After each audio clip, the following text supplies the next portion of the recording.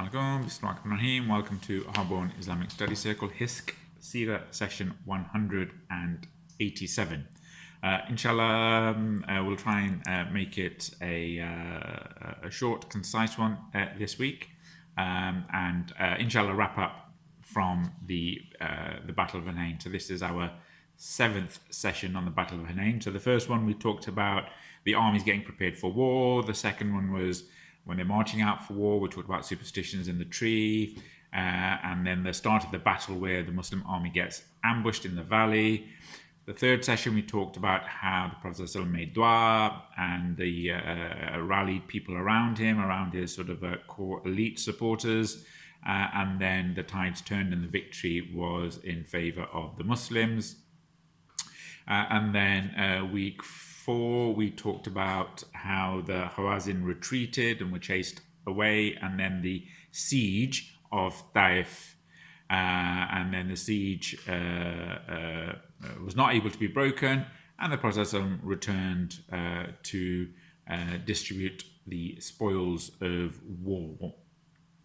And then last week we talked about how the Prophet ﷺ had waited for nearly a week or so for the Hawazin, the main tribe, to come back and reclaim their women, their children, and maybe even some of their wealth, but they hadn't come in time, and so the Prophet ﷺ distributed the war booty. Then, after all of that, a senior delegation from the Hawazin finally came. They embraced Islam and they said, can we have our wealth and our families back? But the Prophet says, well, I've already distributed the wealth, and the families there have been taken as prisoners of war, and then are in servitude to different families. Either you need to choose between the wealth and the families, and then I'll see what I can do. And so the senior delegation obviously said, well, we'll choose our families. So the Prophet he came up with a scheme whereby the Hawazin senior delegation would announce their Islam publicly in front of everyone at the end of the Salah, at the end of Dhuhr prayer the next day. They would say that they've become Muslims, they've embraced Islam, and they would like their families back. And the Prophet says, that's fine, I can then vouch for the families that have been taken in servitude that belong to his tribe, and he's the tribal leader. He will, as a gift, give them back as a sign of as a goodwill gesture, essentially, because they've become Muslims. And then he's hoping that the other tribal leaders will follow suit. And then, as has been done before, the families will be returned back to their own tribe. So that was the plan. Obviously, the Prophet ﷺ, he couldn't force everyone to give things back because things have already been distributed. So then the Prophet ﷺ, so the plan goes as such. They say they pray in Masjid al-Nabawi, obviously, and then the Hawazin stand up, they announce their Islam, and the Prophet ﷺ says, fine, I will give you back the families under the tribe of the Muttalib, and then some of the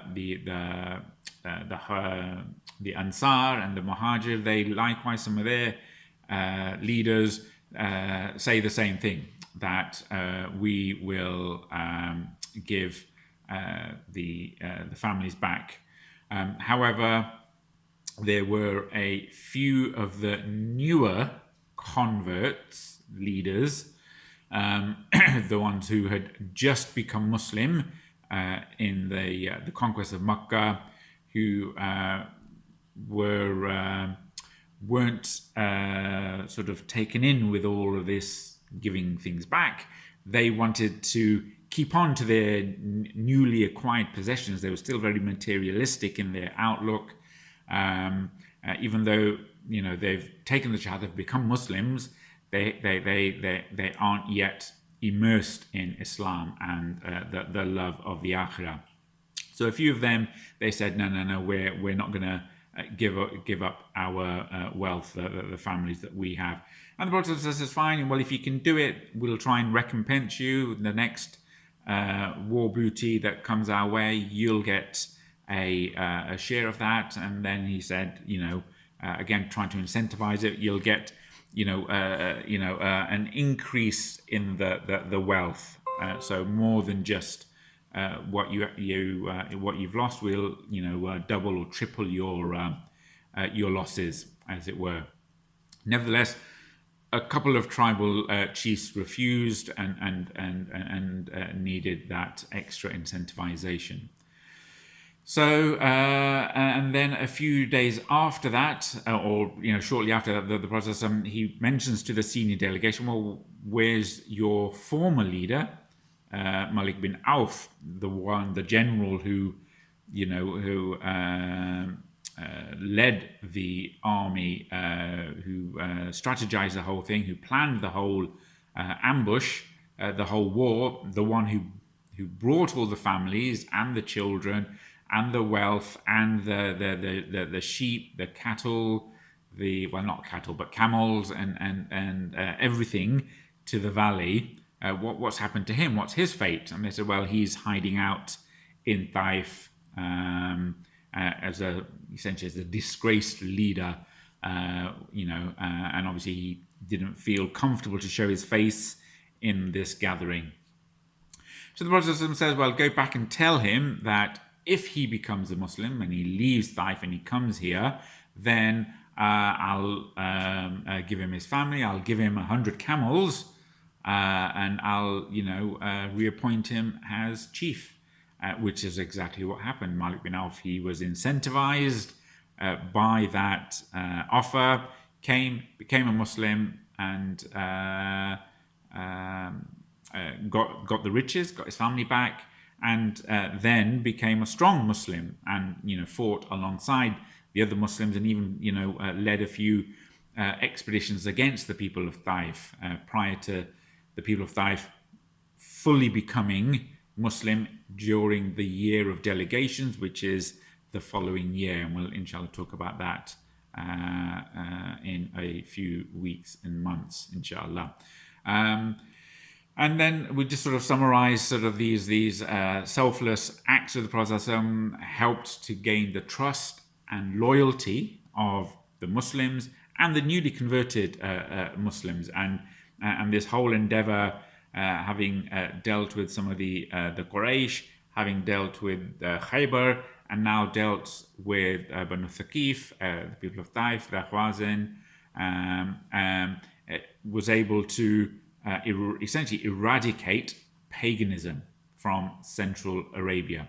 And then the next battle lines will be between the Muslims, the Arab Muslims, and the Romans, or the Arab Christians. So inshallah, we'll talk about the next major and probably the final significant expedition of the Prophet is the Battle of Tabuk, and again that comes in the following year. So just quickly, just going over some of the parallels and the lessons that we can learn from the Battle of Hunain. And we talked previously how Hunain and Badr are the only two battles which are mentioned as battles in the Qur'an. Allah obviously references some of the other battles, but not by name. And both Hunain and Badr are very significant for the Muslims. The Battle of Badr, obviously, we talked at great length about the Battle of Badr, but here in Hunain, all four of the rightly guided caliphs, Abu Bakr, Umar, Uthman, and Ali, all four of them were injured during the battle, and we said how things were very tense in sort of the first phase of the battle, where the Muslims were charged and the Muslims went in all directions apart from a core elite that were surrounding the Prophet ﷺ and guarding him against that onslaught. Of those, obviously, Abu Bakr, Umar, Uthman, and Ali, and all four of them were injured during this battle. And obviously, both battles complete in the end, significant victories for the Muslims. And in both battles, Allah subhanahu wa ta'ala sent down the angels to support the Muslims. And it was obviously Allah who gave the Muslims victory. And both, as we said, were amazing victories in terms of Badr. The political, spiritual, and sort of the morale boost from that was unparalleled for the Muslims up until that time. I mean, it just completely changed the landscape. And we talked about how essentially the Makkah never recovered from the Battle of Badr because they'd lost the senior echelon of tribal leaders and chiefs, and they were quite sort of rudderless, and then just hell bent on revenge following Badr. So it was the beginning of a spiral that a downward spiral for the once great Meccan tribes and Quraysh, which ended in the capitulation at the conquest of Mecca. And here with Hunain, you've got that the Muslims had an unparalleled economic victory, a financial victory. The spoils from the Hunain, where they essentially brought everything along with them, was, I suppose converting it into modern currency, it would be tens of millions of pounds, and so the people who were involved in that, almost, or certainly some of the tribal chiefs almost became sort of like millionaires overnight. They became extremely rich, where the Prophet just doling out hundreds of camels here and there and 50 camels here and there, and as well as a lot of the other wealth. So these two battles really helped cement sort of the Muslims as a potent, formidable force with the help of Allah. But some of the other lessons that we can learn from the Battle of Hunain and the Siege of Taif, which we mentioned at the end of last week. Some consider them to be essentially the same battle. Others put them as two separate incidents, two separate ghazawat of the Prophet ﷺ. And I suppose that the main lesson which is evident from the Battle of Hunain, and certainly the one that the books of Seerah really reinforce, and something that we can implement in our life today, which is critical, is that victory comes from Allah subhanahu wa ta'ala. And no matter how well we prepare for something, put effort in, tie up our camel and putting our trust in Allah, the ultimate victory comes only from Allah. So we can expend the effort that we do, and we should do, in preparing for things, but we never ever know the outcome. And the danger is, as was evident here with some of the Sahabae, the danger is if you rely on your preparation, you are potentially setting yourself up to fail. So if you believe that your preparation in of itself is sufficient for you to win, or for you to achieve, or for you to get the results, that is a potentially a catastrophic error, because you are taking Allah completely out of the equation, and you're saying it is all my effort, it's all my doing. And we've talked, and we've talked about this many times ago in the when we did the stories of the prophets, where you've got people like Qarun, who believes that his wealth was all his own effort. He was not willing to accept that Allah gives and Allah takes.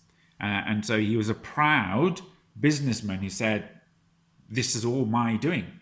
This is my achievement.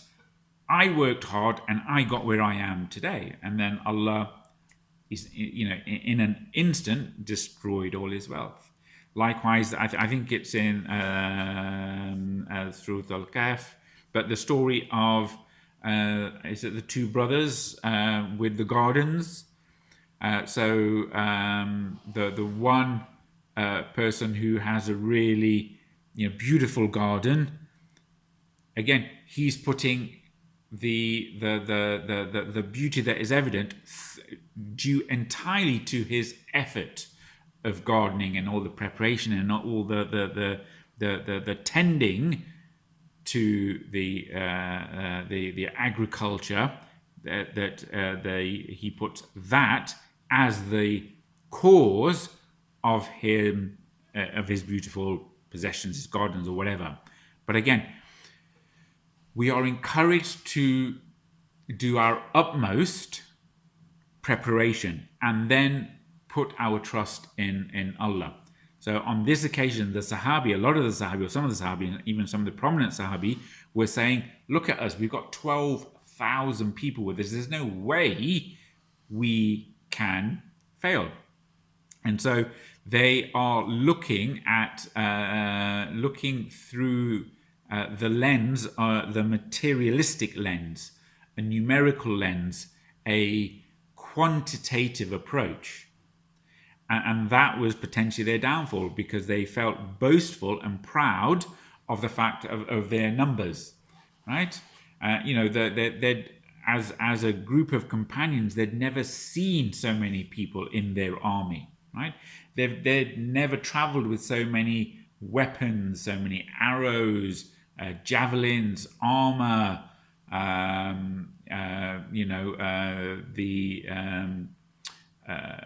the battlefield weapons and everything else. They'd never been as well prepared. I mean, they even got a chance to rest in Makkah for a week or two. They conquered Makkah. They're there. They're settling down. They're enforcing their rule, and they're consolidating the peace in Makkah. So they got as an army, they got a chance to rest and recuperate and recharge, and then they're setting off. After the siege, they've come back and they've relaxed again, and then they're setting off. Before the siege, but they're before Hunain, they're well rested, and they've got all the preparations as best they can, and they felt that those preparations in of themselves would win. But Allah showed at the beginning of the battle that sense of pride in your own achievements, taking Allah out of the equation, is very dangerous. And Allah mentions that in the Qur'an when he says, in the translation, on the day of Hunain, the battle of Hunain, when you rejoiced at your great number, but it availed you nothing. And what's more, the earth, as vast as it is, felt constrained for you. You felt swallowed up by the earth, right? And then you turned back in flight. And it's haram to turn your back and flee on the battlefield. And Allah's mentioning this, right? That you were proud in your numbers, and then suddenly you felt as if the earth was going to swallow you up, right?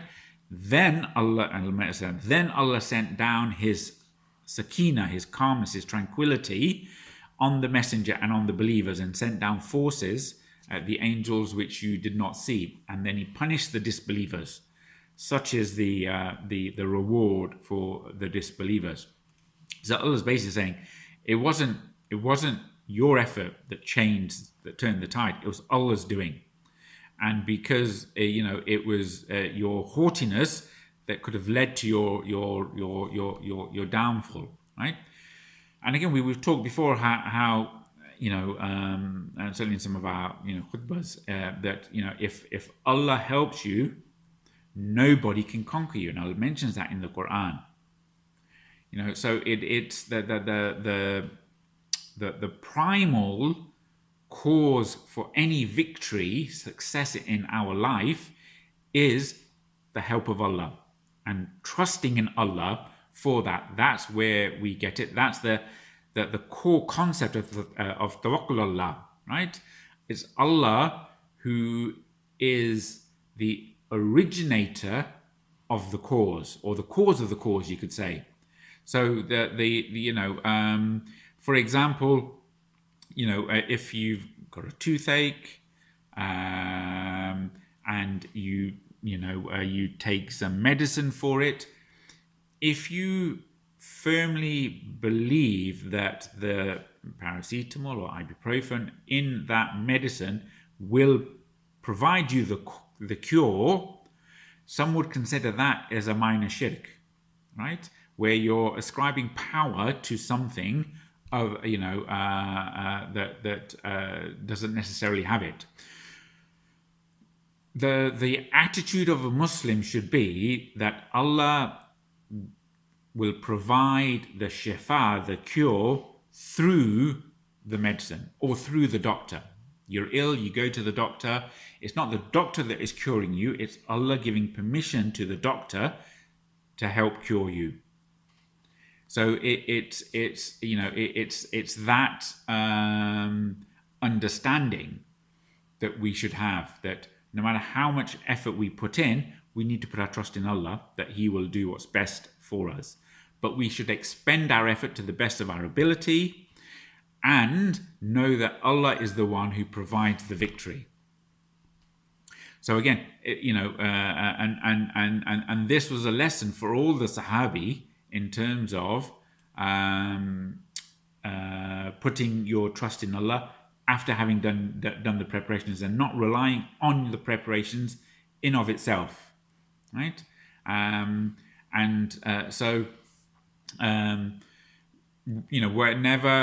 Whenever we do anything, we need to do things with ihsan and ikhlas. Try to do them to the best of our ability, and that's the honest best, right? It's not just doing enough. It's not just sort of coasting along. It's actually putting in the best that you could at the time, right? And that goes for work, goes for studies, it goes for sports, it goes for whatever, where you actually really, and you have a sense of your own abilities and your own capacity. Are you actually expending yourself and striving to do the best? And then having done the best you can, said, I've now done the best and I'm putting my trust in Allah that He will support me through this and get me the best result. So it's having that firm conviction. And it's not just a question of, well, I'll do just enough to get through. You can't then, Allah may still help you, but you can't expect Allah's help in that case, because you're not really doing the best you can to your ability. You're not striving as hard as you can. That's not really tying up your camel. That's sort of leaving the camel in the rough position that you want it to be, and then hoping it will be okay. But if you want to really tie your camel, you tie it with a firm knot to the best that you can. And then you put your trust in Allah. And again, it needs to be in that sequence. So again, when it comes towards your exams, when it comes to sort of your job or job interviews or anything else in life, it's doing your utmost, and then feeling confident that I've done literally as much as I really think I could have. Now it's over to you, Allah. I'm asking for your support because you're the one who provides the victory, the one who provides the cure, the one who provides the success. So, we accept the physical struggle, the dini aspect, but we also have trust in this sort of supernatural element, the dua, the power of the dua, the power of connecting with Allah, the sort of the spiritual side of our actions. and both things are very important. So that's one of the main lessons from the Battle of Hunain. It's the level of TawakulAllah, and it's not being complacent in your own efforts. Some of the other lessons, and we talked about this, I think it was the second week, where they're passing by that tree, and one of the Sahabae, Abu Waqid al-Laythi, he says that can't you make for us a dat and wat, that tree, just like the other people have a good luck tree? Can't we have one? He's not saying can we use that tree. He's saying can we have an equivalent tree? And the Prophet got very animated in his response. He didn't, he's basically accusing Abu Waqid of saying something which is kufr. You're asking me to allow superstitions. You're asking me to do something, to create another idol, and so you can put your trust in this minor or this blatant shirk, essentially, right? He didn't say that Abu Waqid became a kafir for that. He said you're asking me something that the people Bani Israel asked Musa for, right? So when they wanted the golden calf for the idols, essentially. So there's a lot of lessons, and we talked about them, some of them at the time, and we talked a lot about how superstitions aren't allowed in Islam, how we should think positively. We're allowed to have positive interpretations of omens, but not good luck charms and superstitions and amulets and things like that. That's not part of Islam. We put our complete trust in Allah. But one of the other aspects of this is that the Prophet ﷺ, he excused Abu Waqid for his naivety and his ignorance. Although this is something which is it's a blatant expression of shirk. It's because he's a new convert, a new Muslim, that he essentially lets him off, right? Abu Waqid is asking for essentially, other gods besides Allah that they can, project, good luck and charms and give power to these other objects other than Allah, which is shirk. Prophet, he excused that behavior, and he taught him in a polite way, but a very firm way, that this is completely unacceptable. This goes beyond the pale. Some would say this is Kufr Akbar. This is a great kufr, right? A heavy kufr. So it's important that when people say things which are blatantly kufr, doesn't necessarily make them a disbeliever. So we should still interact with them, but educate them and explain to them why what they're saying is not from Islam, or it's not acceptable. So like the trend nowadays, you'll find amongst your peers, amongst your friends at school, and this is deliberately sort of the secularization of the education curriculum, is that they want to equate all religions as being essentially equal to each other.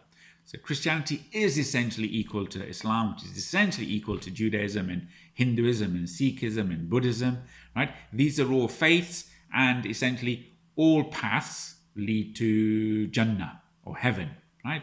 You're all on different journeys, but the end point is still the same, right?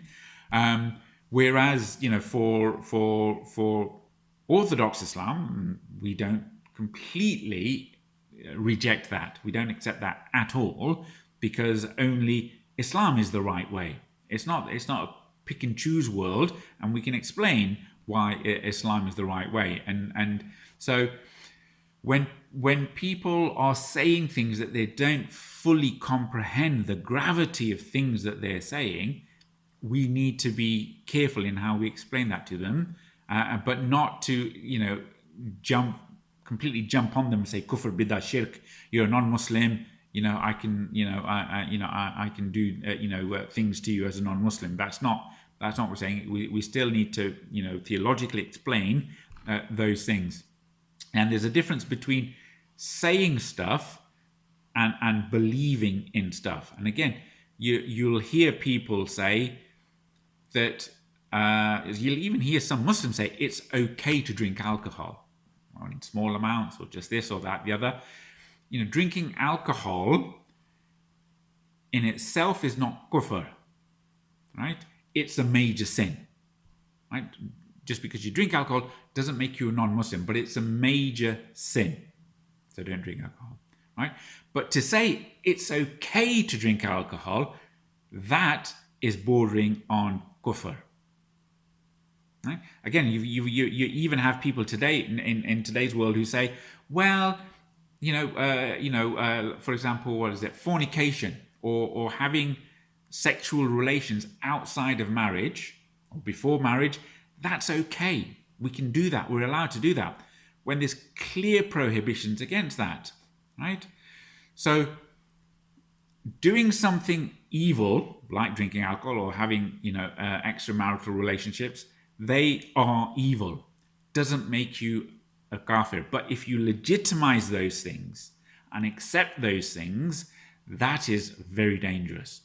And so we need to be very careful how we explain that to people, right? Is that, as the Prophet didn't, go all fire and brimstone on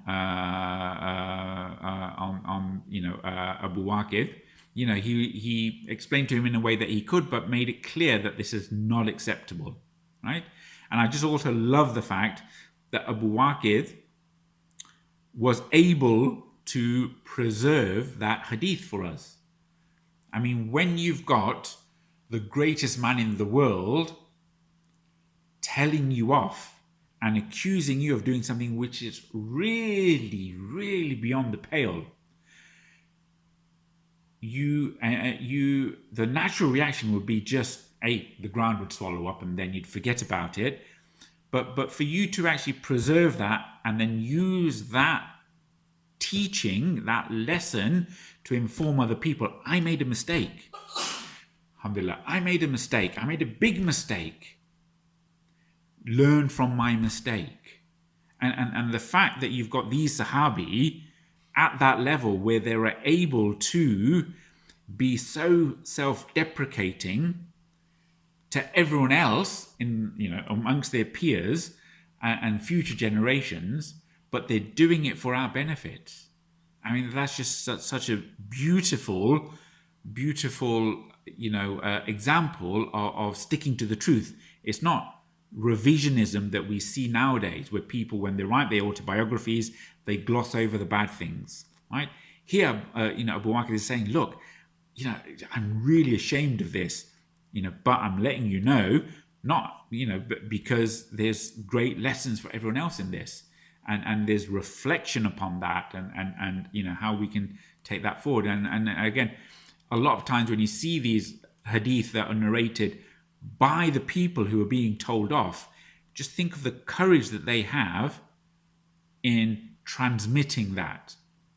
We wouldn't do that in the world that we live, but that's why these people really were the best generation. A couple of other quick things then,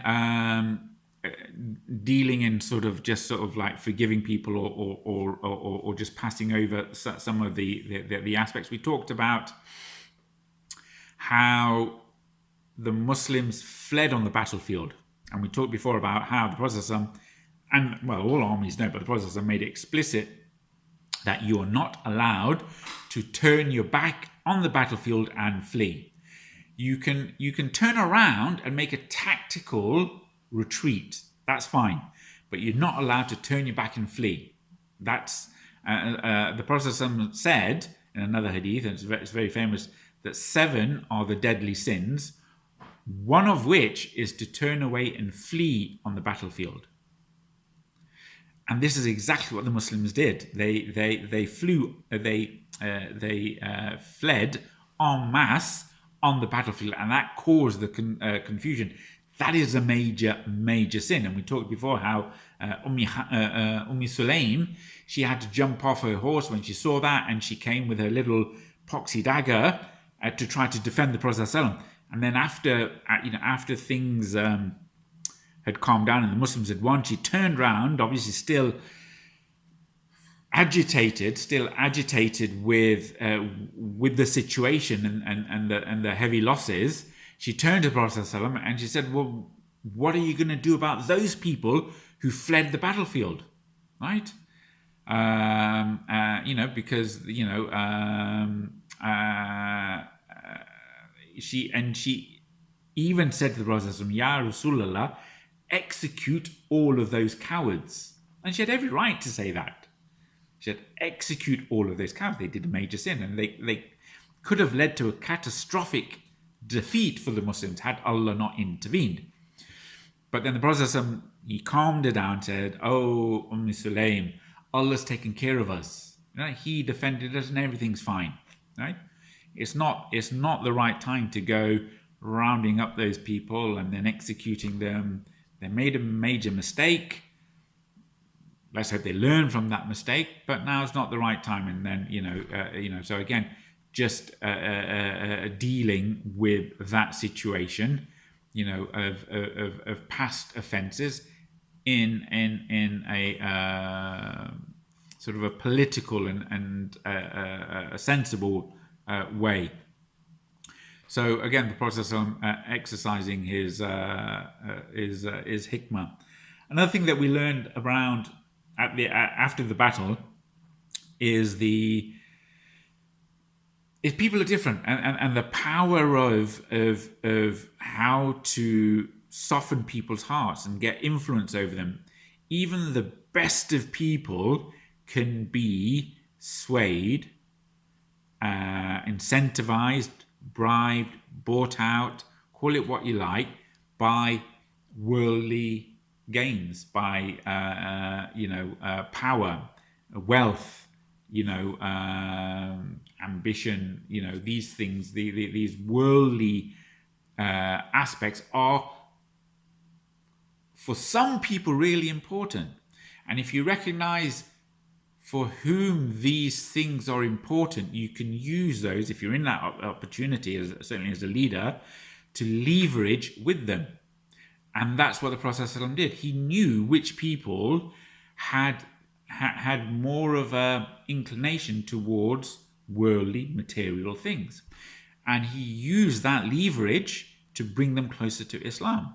And there's nothing wrong with that.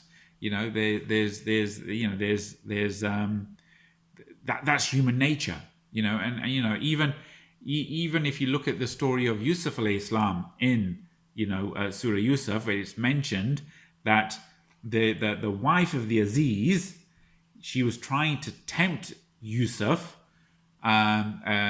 with her power, her beauty, her ambition, and her wealth. He's a slave, and she was coming on to him, and it said in the Qur'an that he desired towards her. So he knew he had that inclination, but in order to protect himself and his deen and his akhirah, he basically ran away from her and elected to go to jail. Right? And that's, we talked about that powerful. So he recognized he had that inclination, but he was able to control that. And so the Prophet ﷺ, he knows different people have different inclinations, and there are those that were satisfied with nothing, like the Ansar. There were those that wanted, that were basically, they were just there. They heard the Prophet ﷺ's, on a giveaway. Let's go and get what we can, and that's just human nature. And so the Prophet ﷺ, he knows that, and he can see that, he can read that in people. And so he did that, and by doing that, he gained their trust and their loyalty. It may be superficial to begin with, but then Islam enters their hearts and things embed, and when they see how Islam is working, then they embrace it even more. But and we talked about the story of Safwan ibn Umayyah, who said, like, I hated the Prophet ﷺ, and he wanted 2 months to think about becoming a Muslim, and yet the Prophet ﷺ was giving and giving and giving, and so much so that shortly after that, the most beloved to Safwan was the Prophet ﷺ, right? And so and how the Prophet ﷺ said to some people who complained that, look, you're giving so and so more than me. The Prophet ﷺ used that complaint to bolster their faith. He said, look, I give to them because they want these things. They want sheep, they want goats, they want camels. They're happy with that. I give you less because you are dearer to me, and I know that you will be content with getting less. And then it gives them a boost. The Prophet ﷺ loves it. He knows that I'm happy with just this. And so both ends of the spectrum, paradoxically, those that get more and those that get less, paradoxically, both of them increase their love of the Prophet ﷺ. And it's just a fantastic, understanding of the human psyche. And the Prophet ﷺ demonstrates his leadership and what a great manager he is, right? So those that didn't get wealth, a lot of them were happy they didn't get wealth when they knew that actually the less wealth you're getting of the spoils, the higher the Prophet thinks of you. So, and again, the Prophet, he turned around to the Ansar and said, look,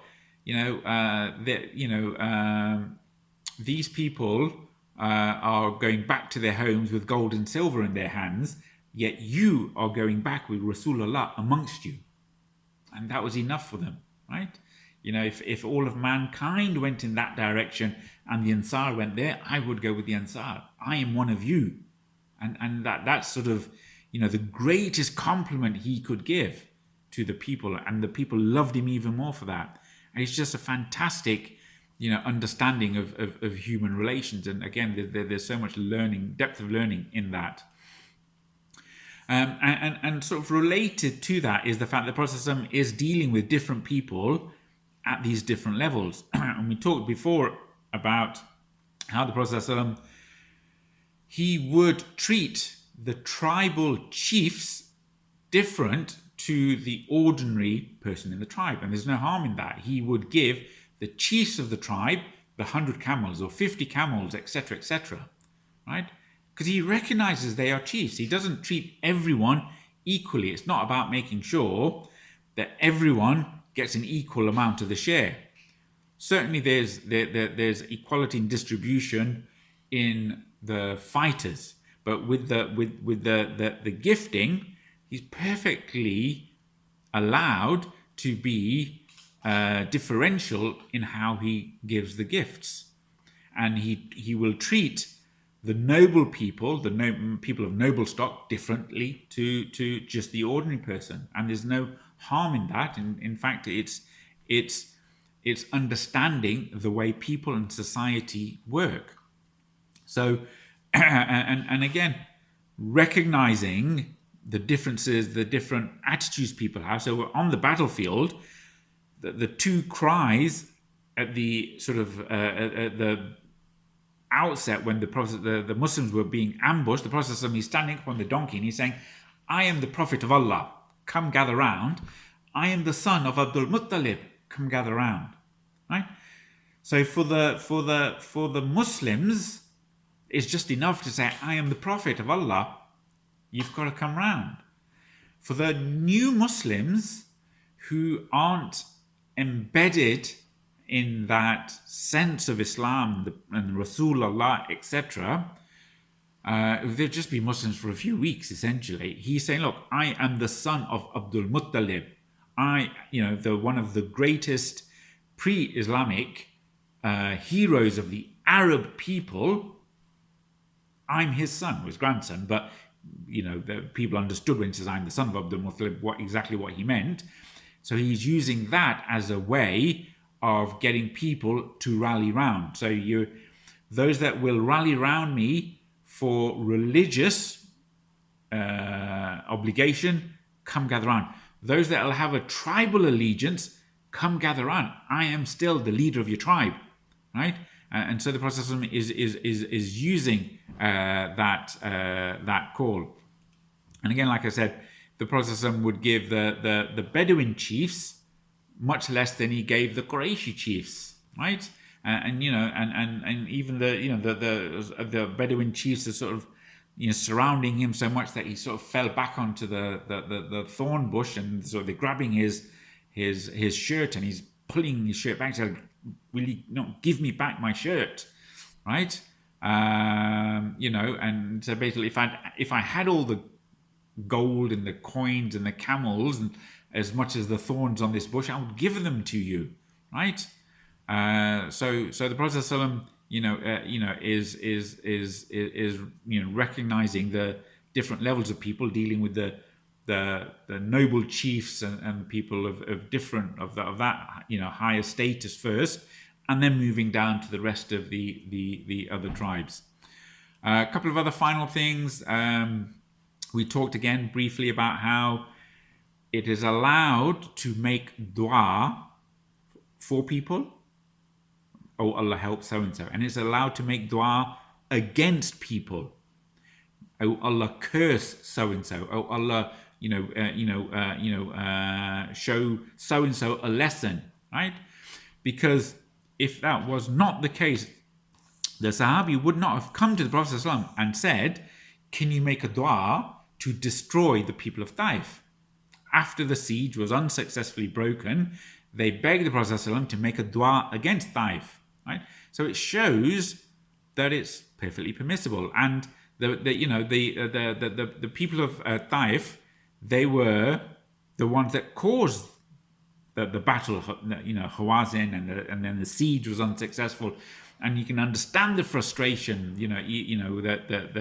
that the Muslims had, Yet the Prophet didn't make dua against them, but he could. I mean, he made dua against the people who threw the rotting carcass on him when he was doing sajda in Makkah. He specifically stood up by name and mentioned those people, and each one of those died on the Battle of Badr, right? And when the Prophet ﷺ missed Asr during the intense fighting during the Battle of the Ditch, the Prophet ﷺ made dua against the people of Ahzab, right? When the 70 Sahabi were killed, the Qur'an, the teachers of the Qur'an, the Prophet ﷺ made dua against the people who massacred those 70 people, and that's when dua Qunut was said day after day after day, right? Musa made dua against Pharaoh. Nuh made dua against his own people. So it's perfectly allowed for the Prophet ﷺ and for us to make dua against people if we've been wronged, right? And the Prophet ﷺ said that the dua of the oppressed, there is no shield between that and Allah. There's no veil between that. So the dua of the person who has been oppressed and wronged by a non-Muslim and by other Muslims, we're allowed to do. We're allowed to make dua against these tyrants that we have in the Muslim Ummah. We're perfectly allowed to do other things against them, but we're at least allowed to make dua against them by name. And again, if a Muslim has specifically dishonored you, slandered you, Islamically, Quranically, has maligned you wrongfully, you can make a dua against him to Allah. There's nothing wrong in that, right? So that's another lesson. Obviously, use it wisely, but it is permissible. And again, we talked about how the Prophet ﷺ, understands the human psyche, why he allowed or he chose the best time for the people, the delegation of Hawazin, to ask for the family back. They said, ask for them back after Salah, and then say you're a Muslim. I'll stand up and I'll give you the stuff. And again, he's using that psychology and sort of that positivity, that spirituality that some people have, that sense of righteousness and piety to try and get something good. So again, the Prophet understands the people, understands the situation. And he did that, said, where's your leader, Malik bin Auf? All right, tell him, become a Muslim. He'll have his money, he'll have his family, I'll give him something extra, and I'll make him chief again. And he understands these people. And it's just fantastic way in which the Prophet deals with these people. And this is the person who led the battle against him. And he said, I've got no personal grudge against him. He becomes a Muslim, I'll embrace him as my brother. I mean, how beautiful can you get? And the lessons in that, for us, are fantastical. So I'll finish there, inshallah. Next week we'll talk about the conversion of, there's a famous poet called Qab ibn Zuhair. We'll talk about the process of going on Umrah on his way back to Medina, and then it's the start of the 9th year of Hijrah, inshallah. So again, just